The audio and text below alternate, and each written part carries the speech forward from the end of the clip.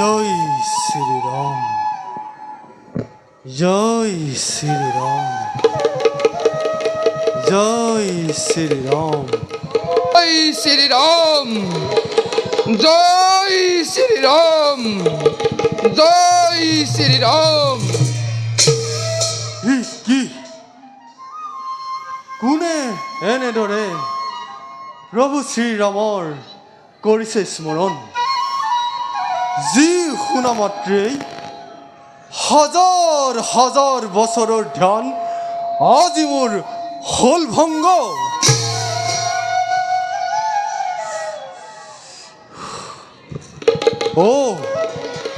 পক্ষীৰাজ গৰুৰ এইফালে আহিব লাগিছে।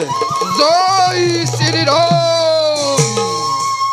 প্ৰণাম পক্ষীৰাজ। প্ৰণাম। আপোনাৰ সাক্ষাৎ লভি ধন্য হ'ল আজি এই হনুমানৰ জীৱন। বাৰু কওকচোন পক্ষীৰাজ, কিবা হেতু এই স্থানে হ'ল উপস্থিত?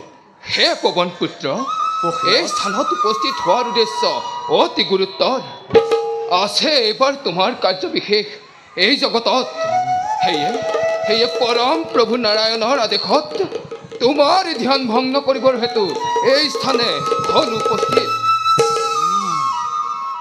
প্ৰভু নাৰায়ণৰ আদেশে যেতিয়া আপোনাৰ এই হনুমানক ধ্যান ভংগ কৰালে, তেন্তে বুজিলোঁ পক্ষীৰাজ, প্ৰভুৰ কিবা কাৰ্যত সহায়ক হোৱাৰ লভিব সুযোগ। হে পবন বাৰু পুত্ৰ, কওকচোন পক্ষীৰাজ, কি কাৰ্যত মই কৰিম সাধন? হে পবন পুত্ৰ, এই স্থানত উপস্থিত হোৱাৰ উদ্দেশ্য অতি গুৰুত্ব, পক্ষীৰাজ যাৰ বাবে প্ৰতাপভস্ত আজি মৰ্ত্যৰ মানৱ পক্ষীৰাজ ঋষি মুনিসকলে পাহৰি আজি কৰ্তব্য নিজৰ পক্ষীৰাজ কলিৰ প্ৰভাৱৰ দৰে প্ৰতিশোধৰ দৰে সুবিচাৰ আনিছে মনত। মৰমত কলি তোৰ ইমান সাহস? প্ৰভু, এবাৰ বলক যাওঁ আমি সেই অধৰ্ম সন্ধানত। বলক পক্ষীৰাজ।